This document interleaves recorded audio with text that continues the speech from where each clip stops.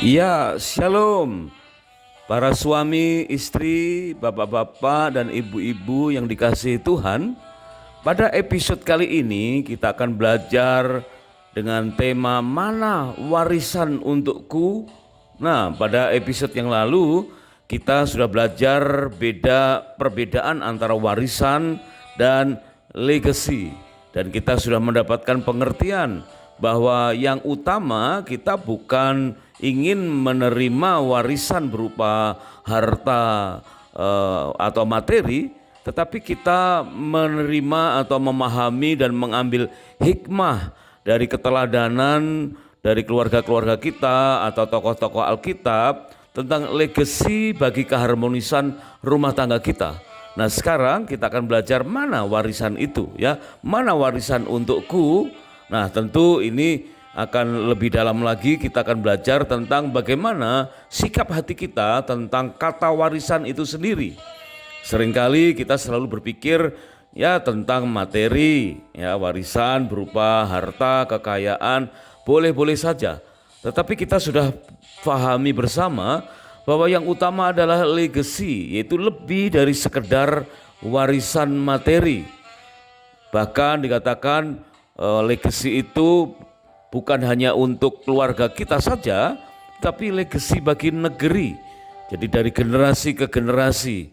Nah, mungkin kita ada pendapat atau pertanyaan atau kesaksian tentang makna dari episode kali ini. Silakan menuliskannya di kolom komentar supaya kita semua bisa mendapatkan berkat yang lebih lagi. Ya, mana warisan untukku? Yuk kita mulai.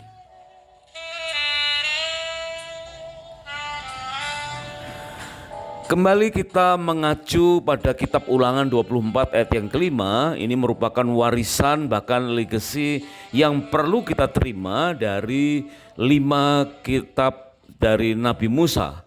Yaitu ketika seseorang menikah, di dalam Ulangan 24 ayat yang kelima itu dikatakan, janganlah ia maju berperang bersama tentara atau dibebankan suatu pekerjaan.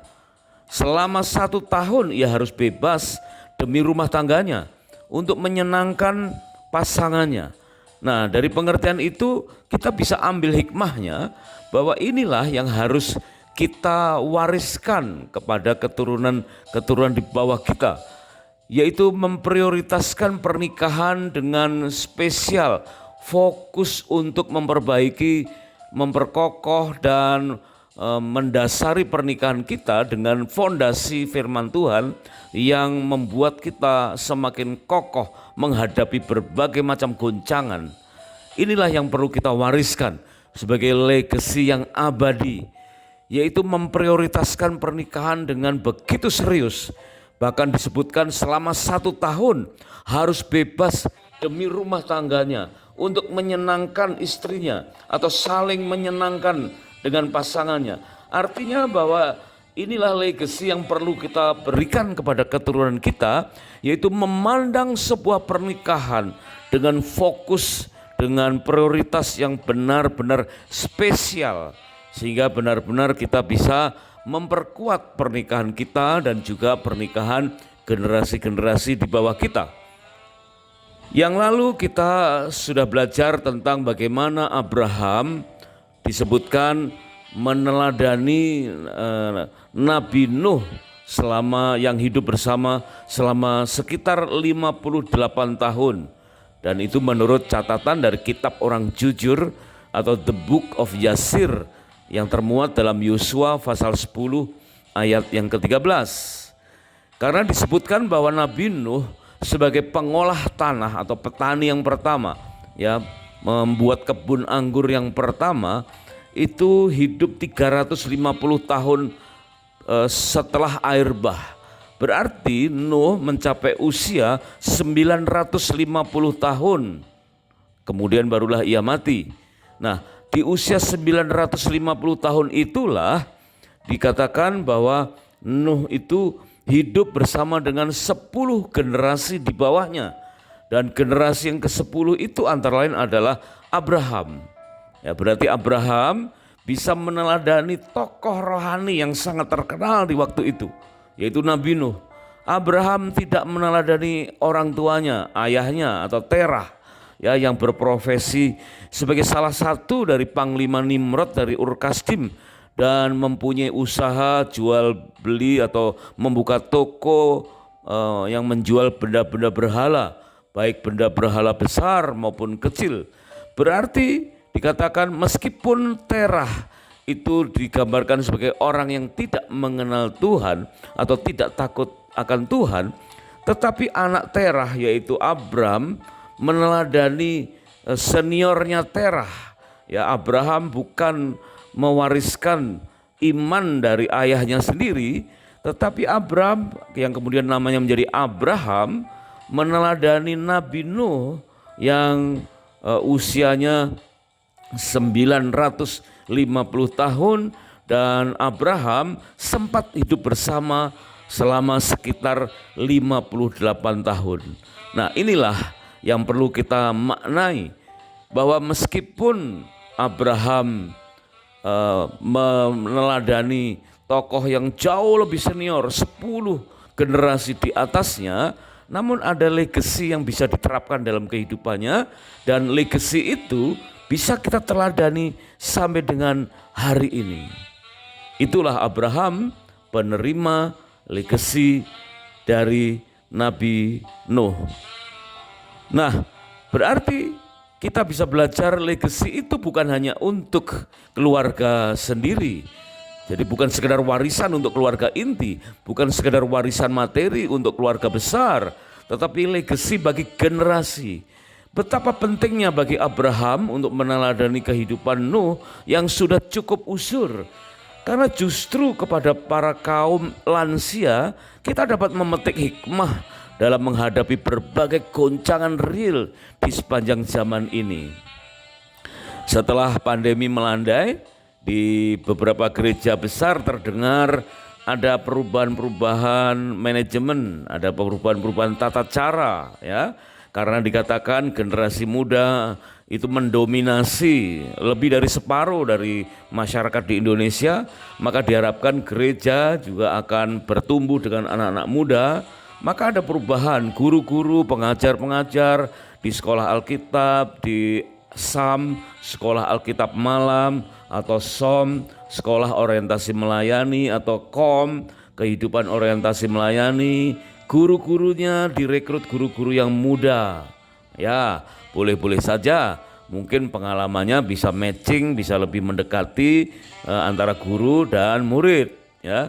Tetapi begitu berbicara tentang guru bimbingan pranikah dan pascanikah, ini berbicara lain, ya. Tentu Bapak, Ibu, suami istri bisa merasakannya, bahwa semakin lama kita menikah, tentunya Tuhan memberikan banyak sekali pengalaman dan hikmah untuk bisa dibagikan kepada pasangan-pasangan di bawah kita. Jadi bukan urusannya sekedar guru harus muda karena murid-muridnya banyak yang muda-muda. Tidak sesederhana itu. Karena bicara legacy itu berbicara banyaknya hikmah yang bisa diambil dari generasi di atas dan bisa diturunkan kepada generasi di bawah kita. Sehingga kalau ada yang bertanya, mana warisan untukku? Wah, guru bimbingan pranikah, pascanikah tentu akan bisa memberikan legacy yang begitu banyak, begitu beragam, sehingga memperkuat fondasi pernikahan dari generasi-generasi di bawah kita. Tuhan membeberkan berbagai ilustrasi tentang keharmonisan, antara lain melalui kisah-kisah kehidupan Nabi Nuh yang bahkan dapat kita teladani sampai dengan zaman sekarang ini. Jadi kiranya kita tidak meremehkan, ya, usia yang senior bagi para pengajar-pengajar pernikahan, bagi para konselor-konselor pernikahan. Berbeda mungkin dengan guru, ya, teologi pada umumnya. Ya, tetapi kalau bicara soal pernikahan mungkin diperlukan senioritas yang cukup supaya mampu membagikan legacy, bahkan menyerap dari generasi yang terdahulu dibagikan kepada generasi yang akan datang. Sehingga kalau ada pertanyaan mana warisan untukku, wow, tersedia amat banyak legacy yang bisa dibagikan.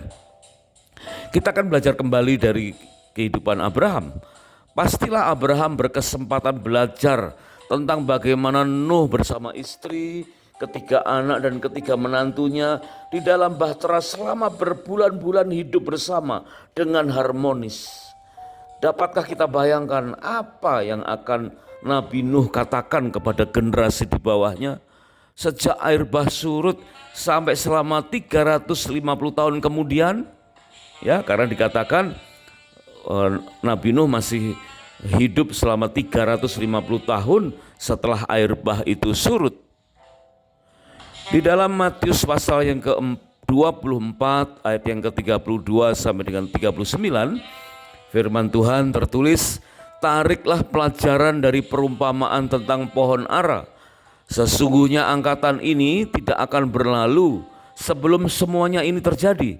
Sebab sebagaimana halnya pada zaman Nuh, demikian pula halnya kelak pada kedatangan Anak Manusia.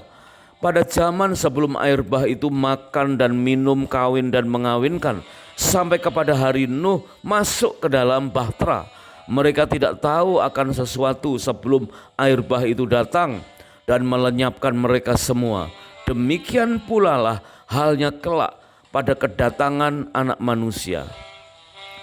Setelah bahtera Nuh kembali mendarat, sampai 10 generasi kemudian, keadaan manusia ternyata tidak lebih baik dari sebelum air bah.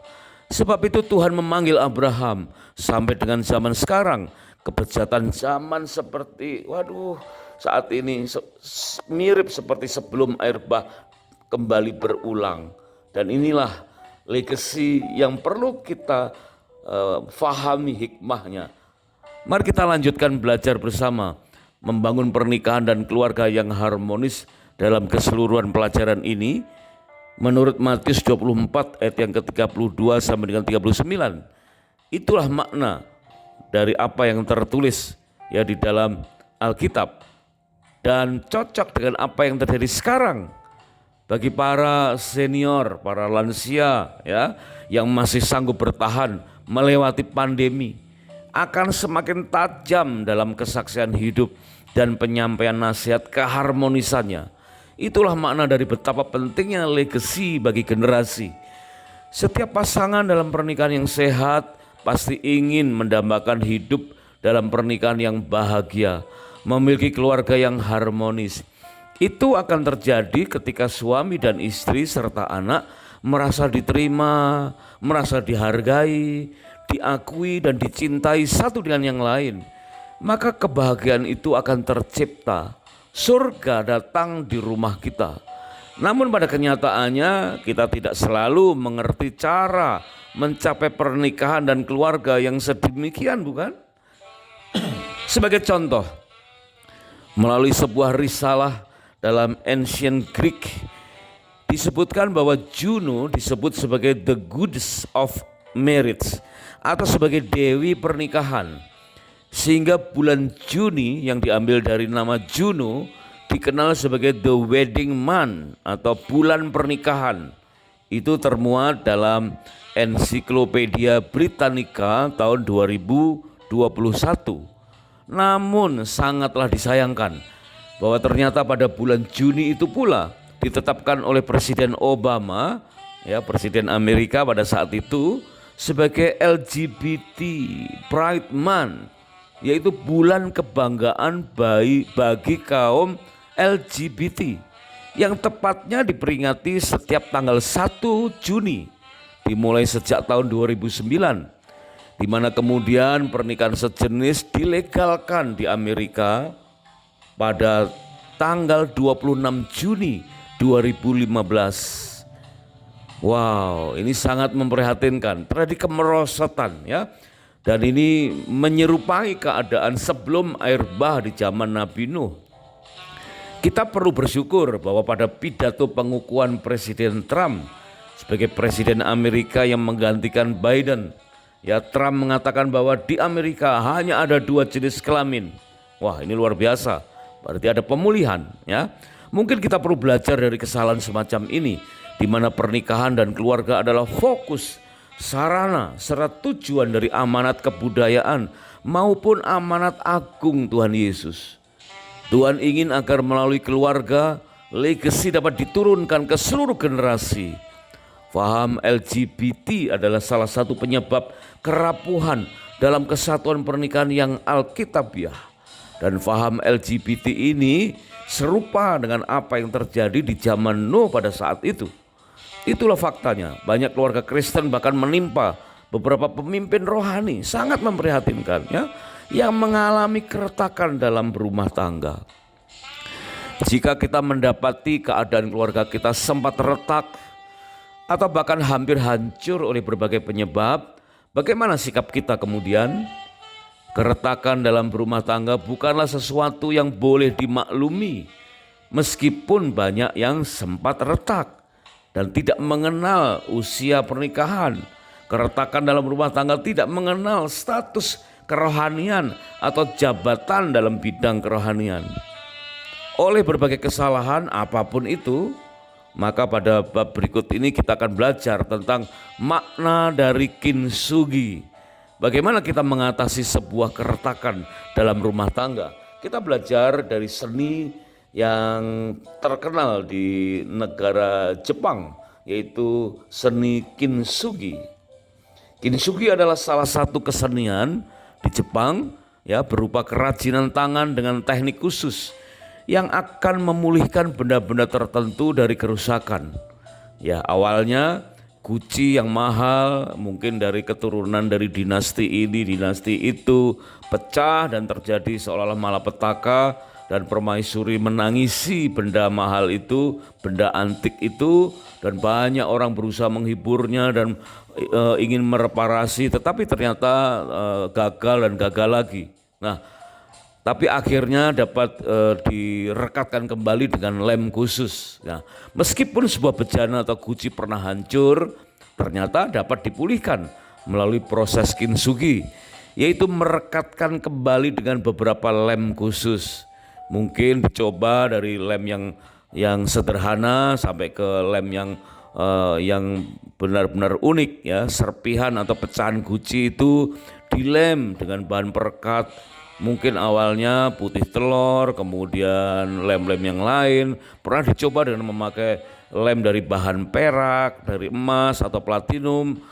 Maka justru melalui proses kintsugi inilah sebuah bejana atau guci yang mahal, yang sempat retak atau hancur ya, sekalipun pernah pecah, dan begitu dipulihkan akan memiliki nilai seni dan berharga lebih mahal dari sebelumnya.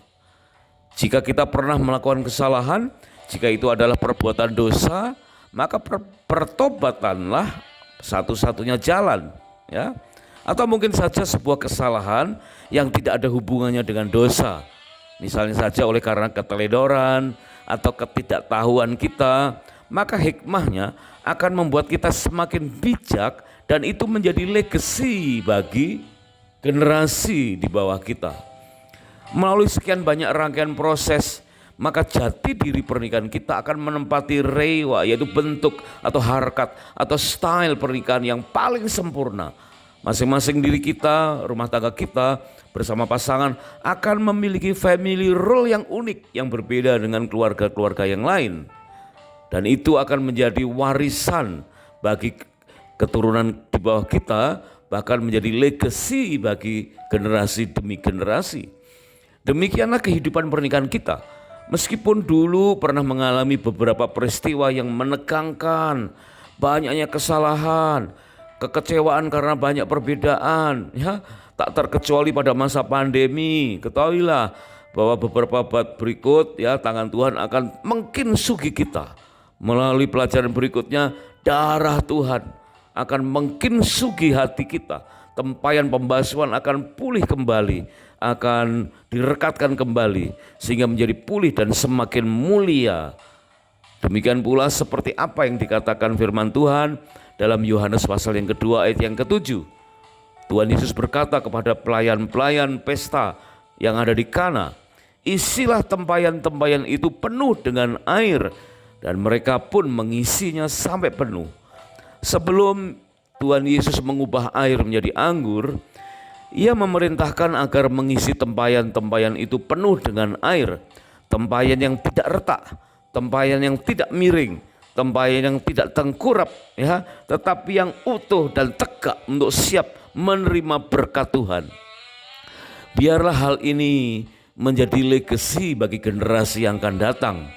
Tempayan-tempayan itu seharusnya berfungsi sebagai tempat pembasuhan, yang artinya sarana untuk membersihkan, ya, sarana untuk memperdamaikan, untuk melayakkan, karena tempayan pembasuhan itu ditaruh di depan rumah, tersedia bagi musuh yang akan berdamai, ya, atau tamu yang akan masuk. Ya, maka menegakkan tempayan itu berbicara tentang membersihkan hati yang kotor, mengampuni segala kesalahan, membasuh untuk melayakkan sesuatu yang baik agar masuk ke dalam rumah tangga kita. Tuhan Yesus sanggup mengkinsugi, bahkan mencipta ulang tempayan hati kita sehingga layak untuk menerima air firman yang segar dan berubah menjadi anggur sukacita yang manis bagi rumah tangga kita. Kalau kita ditanya, ya, mana warisan untukku oleh generasi di bawah kita, maka kita sanggup memberikannya. Inilah, ya, bukan sekedar warisan materi, tetapi legasi hikmah dari kepribadian firman Tuhan, kepribadian Tuhan Yesus sebagai firman yang hidup. Apa legasi yang dapat kita turunkan? Semakin senior kita semakin banyak bisa menerima hikmah dari pelajaran-pelajaran yang terjadi dalam pernikahan kita. Dan legasi itu lebih berharga daripada apa legasi yang kita terima dari generasi sebelum kita. Berarti kita harus sanggup mengambil hikmah, ya, dari legasi generasi di atas kita untuk kita berikan kepada generasi di bawah kita, bahkan legasi bagi generasi demi generasi. Terima kasih sudah menyimak, dan kiranya Tuhan memberkati pernikahan kita dengan berlimpah-limpah-limpah. God bless.